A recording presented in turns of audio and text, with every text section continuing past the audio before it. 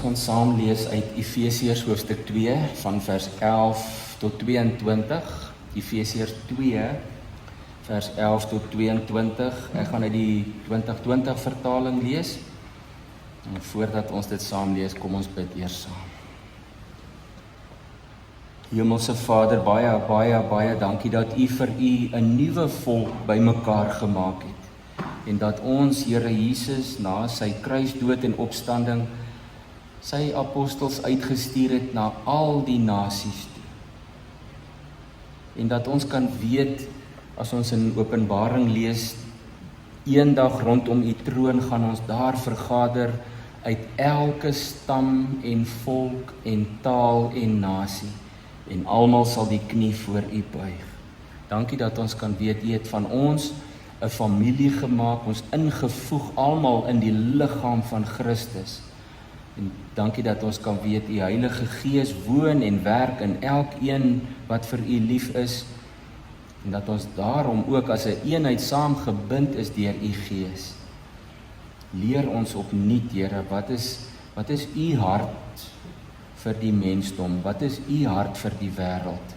En help ons om in pas met U te wees. Ons bid dit in Jesus se naam alleen. Amen. Die tema van hierdie gedeelte is geen buitestanders meer. Efesiërs 2 vers 11. Daarom onthou dat julle destyds of vroeër volgens julle sondige aard heidene was. Julle word onbesnedenis genoem deur diegene wat besnedenis genoem word. Al is dit bloot liggaamlik deur hande verrig. Onthou dat julle in daardie tyd sonder Christus was, uitgesluit van die burgerskap van Israel en vreemdelinge ten opsigte van die verbondsbeloftes, sonder hoop en sonder God in die wêreld. Maar nou in Christus Jesus het julle wat destyds ver weg was, naby gekom deur die bloed van Christus. Hy is immers ons vrede, hy wat albei een gemaak het en die middelmuur van skeiding, die vyandskap, deur sy liggaam afgebreek het. Hy het die wet met sy eise en reëls tot niet gemaak, sodat hy deur vrede te maak in homself die twee tot een nuwe mens kon skep. En sodat hy albei in een liggaam met God kon versoen deur die kruis, deurdat hy daaraan die vyandskap vernietig het.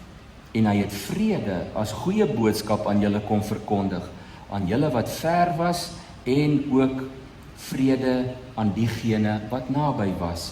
Want deur hom het ons albei toegang tot die Vader deur een Gees. So is julle dan nie meer vreemdelinge en bywoners nie, maar julle is medeburgers van die heiliges en lede van die huisgesin van God, gebou op die fondamente van die apostels en profete, met Christus Jesus self as die hoeksteen. In hom verrys die hele gebou goed saamgevoeg tot 'n heilige tempel in die Here. In hom word julle ook saam opgebou tot woonplek van God deur die Gees.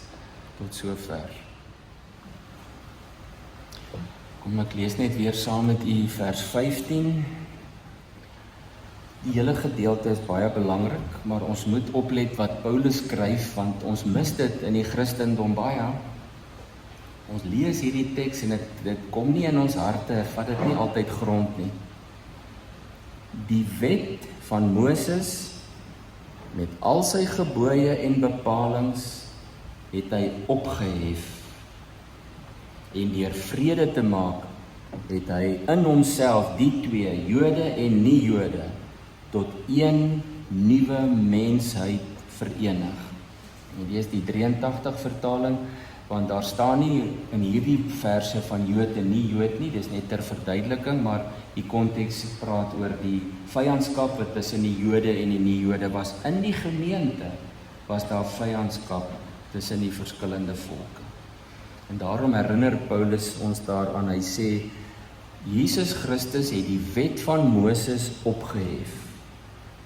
En deur vrede te maak, het hy in homself die Jode en die nie-Jode tot een nuwe mens verenig, staan daar letterlik. Die woord mens staan daar, soos 'n human being. Daar mensheid is nou maar 'n mooi woord wat hulle gekies het, maar daar moet geen illusie by ons wees nie. Christus het een nuwe mens geskep, staan daar, bedoelende sy nuwe volk, sy liggaam is vir hom een mens. Daar's nie onderskeid in die liggaam nie.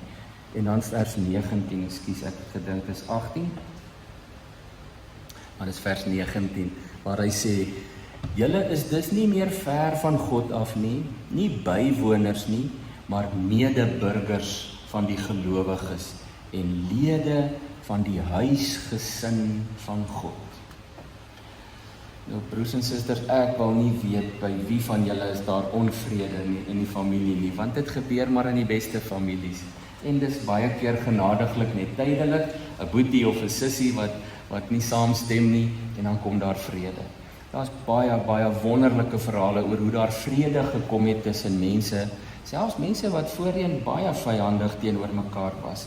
Daar's 'n verskriklike mooi voorbeeld uit die Tweede Wêreldoorlog, wat gewoonlik hier in Kerstyd weer hier rond te doen. Ek wil julle net vinnig daaraan herinner, julle het dit waarskynlik al almal gesien. Maar op die 24ste Desember, op soos wat ons nou maar noem, ou Kersdag, lê die Duitsers ingegrawe in hulle loopgraaf hierdie kant, en aan die ander kant van 'n stuk oop veld lê die geallieerde magte. Nou weet julle hoe dit maar in daai tyd gewerk, wanneer jy kans kry om uit te kom en te skiet, dan skiet jy wat voorkom, en dan duik jy maar weer in die loopgraaf, want daar word dan nou op jou geskiet.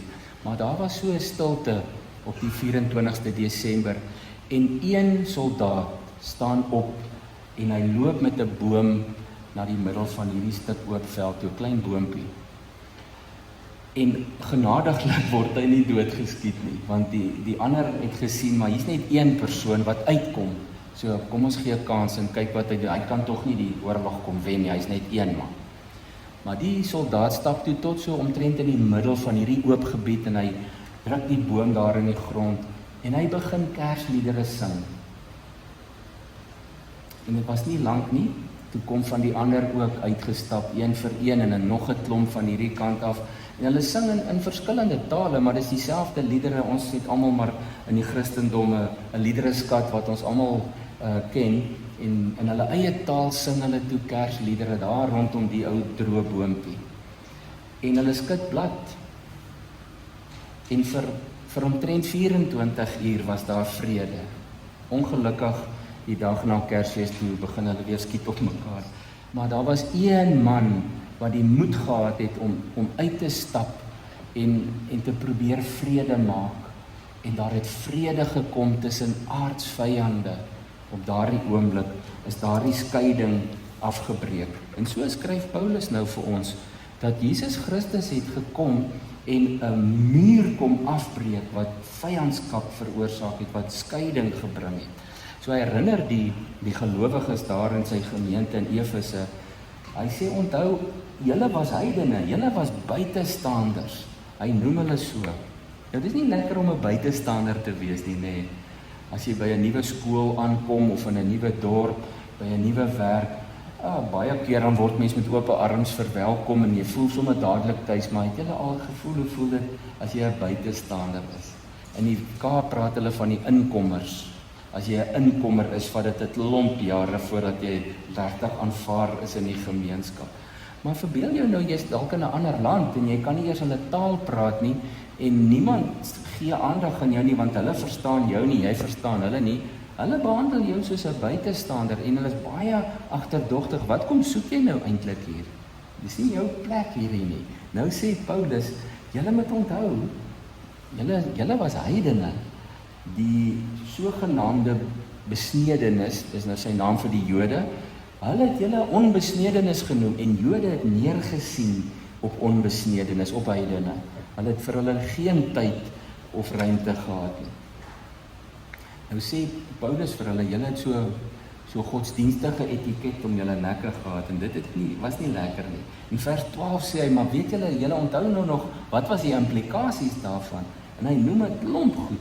Hy sê, julle was sonder Christus.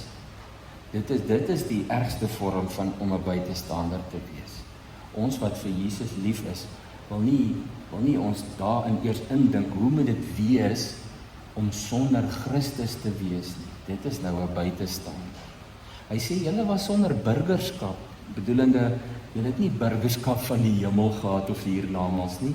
Hy sê, julle was sonder die verbondsbeloftes, hy praat van die ou verbond. Daardie ou verbondsbeloftes was net vir Israel. Jy kon bewys dat jy die fisiese afstammeling van Abraham was. Anders het jy nie deel gehad aan daardie beloftes nie. En dan sê hy nog 'n hartseer waarheid. Hy sê, julle was sonder hoop en sonder God. Julle was daar buite, ver, uitgesluit. En Paulus noem dit vir hulle nie om hulle te probeer seermaak of om ou koeie uit die sloot uit te grawe nie, maar om vir hulle die radikale verskil van die genade te verduidelik waarvan hy gaan praat. Want genade, die genade wat Jesus Christus gebring het, is regtig iets wat ons nie eintlik verstaan nie. Want dit is so teen die mense natuur om vir mense genade te gee wat eintlik die ewige straf verdien. En almal weet dit en ons ook. Hy sê uitgesluit was jy sonder hoop en sonder God. Maar dan kom Jesus en hy doen hierdie radikale ding. So verstaan het, sê hy, hoe dit was voor Jesus Christus. Daardie ou verbond, sê hy, kon nie vir julle die lewe gee nie. Daardie ou verbond is menslike werk aan die liggaam, want die Jode was verskriklik oor die besnydenis. En dan sê hy, ag, dis mensewerk, dis handewerk. Hy sê, dit is nie wat jou red nie. Die probleem was nooit God se beloftes nie, maar die Israeliete se skeefgetrekte verstaan en toepassing daarvan. Hulle het heeltemal verkeerd verstaan dat God sy hart vir hulle kom wys het en gesê het, ek wil graag hê julle moet so leef en dan moet julle 'n lig wees vir die nasies. En veral die fariseërs wat aan die stuur van die godsdienstsake was, het besluit om van hierdie 'n slaanstok te maak om mense mee te probeer bykom. En daarom berei Paulus hulle so 'n bietjie voor vir wat hy nou gaan sê van hierdie nuwe werklikheid wat ons in Christus mag ken. En Paulus skryf dit, en ons het dit in Hebreërs ook gelees, dat die Christene moet onthou, die ou wet, en dit bedoel maar die hele Moses, 5 boeke, en nog daai 613 reëls, wat hulle later bygevoeg het, wat nie eers opgeteken was nie, tot so 200 tot 500 jaar voor Christus, was daardie 600 reëls nêrens opgeteken nie. Hulle praat van oorlewering, die fariseërs het dit maar van geslag tot geslag mondeling oorgedra. Dit was nie eers regtig deel van die wet nie, maar daaroor was jy net so in die moeilikheid. Jy kon jou ewige lewe verloor het as jy dit nie toegepas het nie. En daarom sê Paulus vir ons, onthou nou, daardie was die voorafskaduwing van die wonderlike nuwe bedeling wat gekom het. Hy sê dit was soos 'n kinderoppasser wat julle net mooi moes beskerm en op koers hou totdat die volwassenheid in Christus gekom het. En daarom het dit 'n impak op hoe ons kerk verstaan. Wat dit nou beteken om nie meer buitestanders te wees. En ons moet dit nou hierso sommer al baie mooi oor die evangelie verduidelik vir ons hoe God mense by sy familie insluit. En die kerk is nie 'n klub vir insiders nie. Ons is nie hierdie geslote organisasie wat mense moet op een of ander manier 'n plek verdien om hier in te kom nie. Dit is juis hoe dit in die ou bedeling was, sê Paulus. Maar hy sê, onthou bietjie, ons het almal daar ver begin, buitekant, sonder burgerskap, sonder hoop, totdat Christus ons ingebring het. Ons het almal daar begin, sê Paulus. Maar dan verduidelik hy vir julle hierdie baie mooi beeld, wat ons almal verstaan. Ek weet, hulle sê, om aan te bou aan 'n huis is een van die grootste uitdagings vir 'n huwelik. So ek hoop nie julle is nou op daai stadium dat daar ergens in 'n huis iets afgebreek of aangebou moet word nie, maar ons weet hoe dit lyk as 'n muur afgebreek word, nê. Nou sê Paulus, dink nou net daaraan, daar het in die heilsgeskiedenis, nou heilsgeskiedenis is maar net 'n mooi woord om te sê, die pad wat God met die mensdom loop, het 'n geskiedenis. Heil beteken redding. Die reddingsgeskiedenis het in Christus 'n totale omkeer ondergaan, 'n radikale nuwe ding het gebeur, want Christus het gekom, sê hy, en 'n muur afgebreek.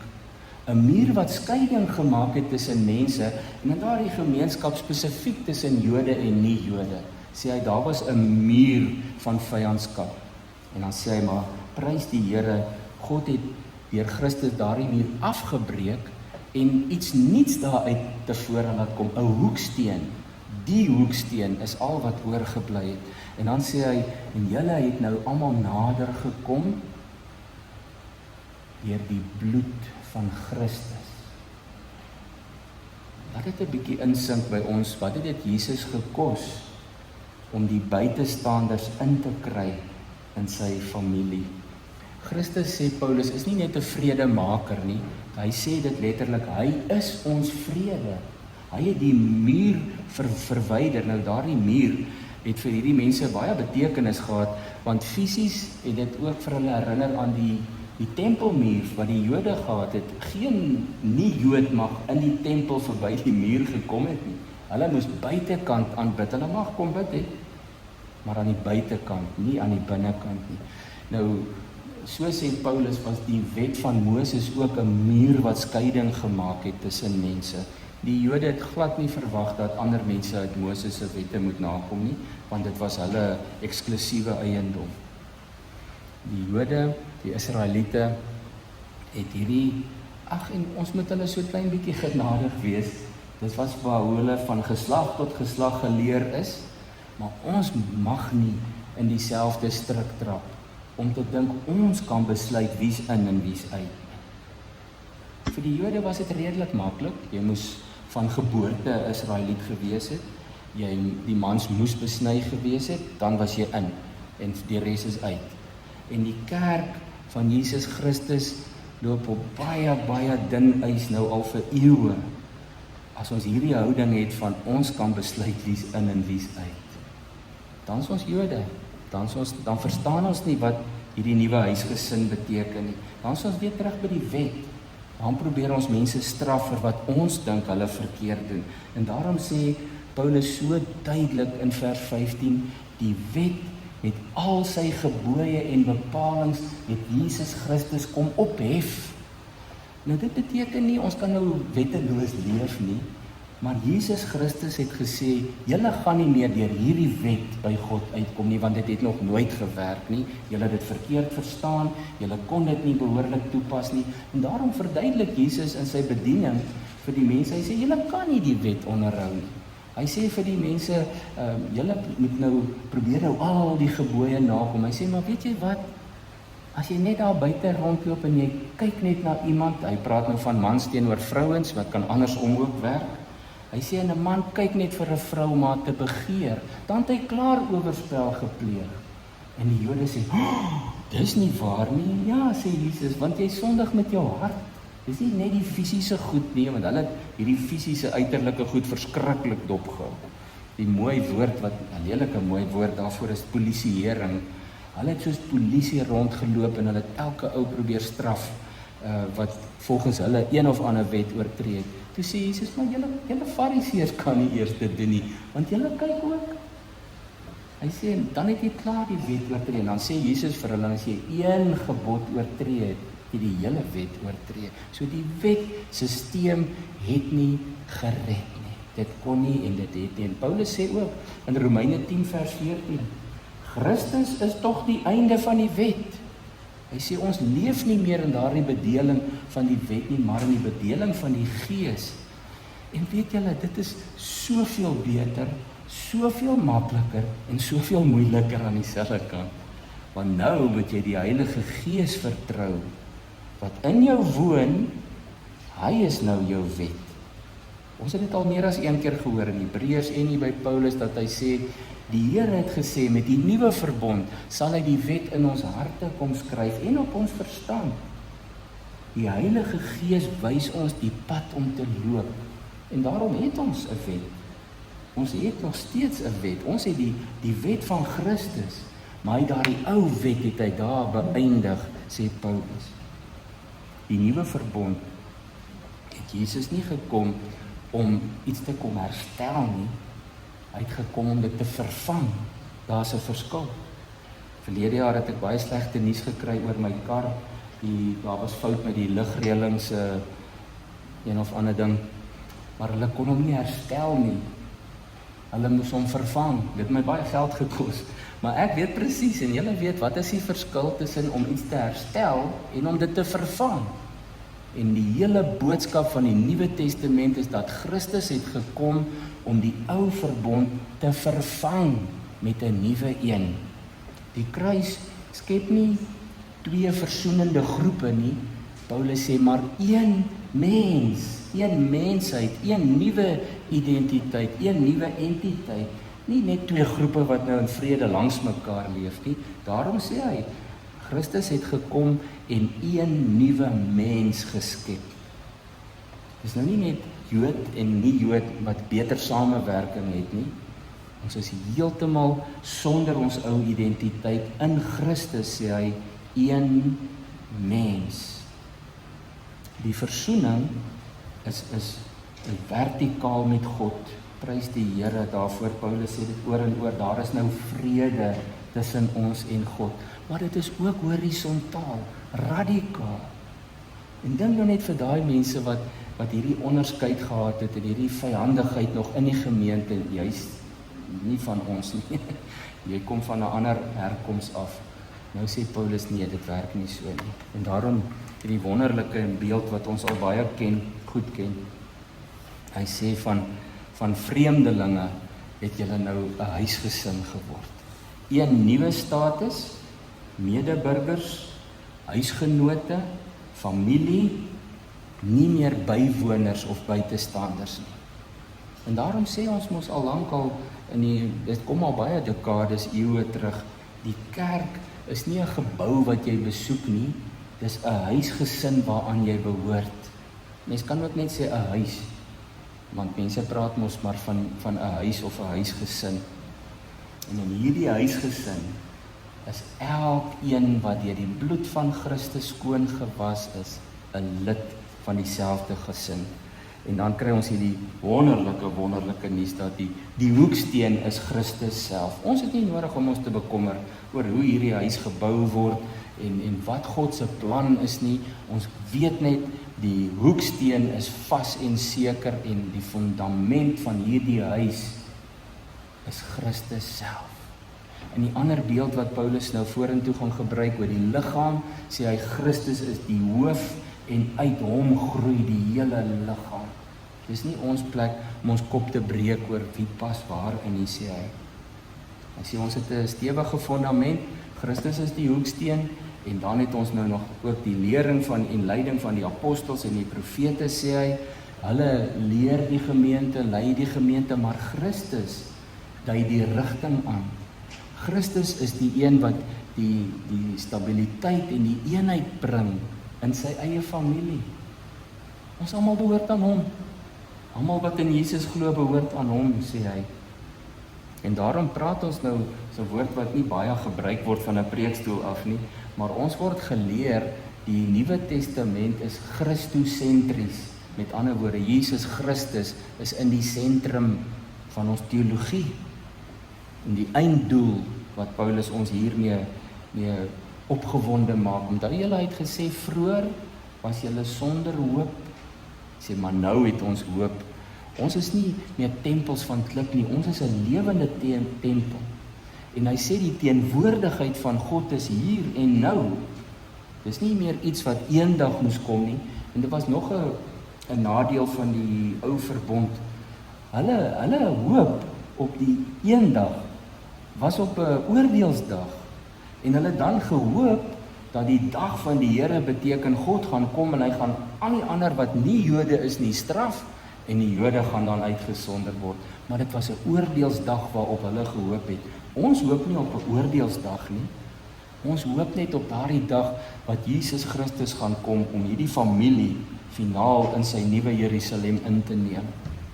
Dis nie beperk tot een spesifieke groep of een nasie nie. Is nie geografies vasgemaak nie, maar Christus gesentreerd en deur die Heilige Gees bewoon. 'n Verenigde familie. En broers en susters, is nou hier waar ek so 'n bietjie hartseer raak. My ou dag.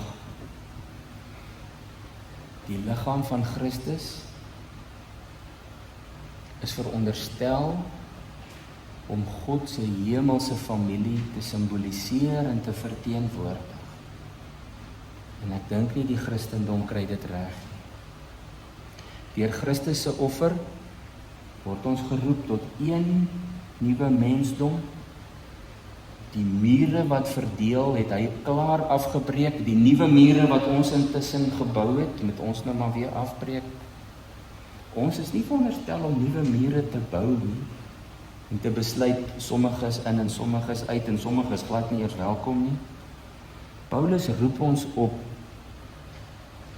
om ons eie vooroordeele aktief af te breek, soos daardie skeidingsmuur, en oop te maak vir Christus, wat die hoeksteen is, om ons ook te verander, om soos hy inklusief te wees.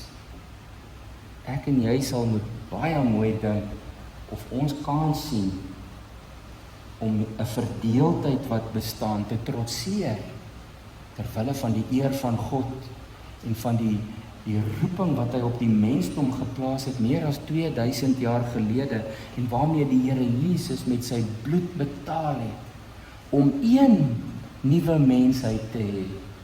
En ons leef rustig voort in ons aparte kompartemente, asof daar nog nooit 'n eenheid was nie. En ons is maar almal skuldig daaraan. So sal jy kan sien om aan God gehoorsaam te wees, ook met hierdie roeping. Alles het op 'n klein skaal. Al begin ons net om minder verdelend oor te kom, om te sien daar's ander mense ook wat aan God behoort. Daar's ander mense ook wat vir Jesus lief is, en hulle is welkom. Hulle is welkom. Die evangelie breek nie net sonde af nie, dit breek ook die mure af wat skei en bou een nuwe huis, sê Paulus, waarin God een huisgesin het. Nie 7428 verskillende klein huisgesinnetjies nie. Kom ons hoor wat die Here vir ons deur sy Gees wil sê. Amen. Kom ons bid saam. Here, soms lees ons in u woord en dan voel ons 'n bietjie oorweldig wanneer u Gees ons roer om dieper na te dink. Help ons om ook vandag en van hier af weer te gaan dink, dieper te gaan dink, om die denkwyse van Christus te hê. En laat ons net verstaan hoe u hart is, hoe u hart klop, wat u hart is vir u wêreld en vir u koninkryk. En wys ons hoe ons deel moet wees daarvan, asseblief, Here. Want al wat uiteindelik tel, is dat u naam verheerlik word, dat u wil geskied en dat u koninkryk kom. Help ons daarmee asseblief. Amen.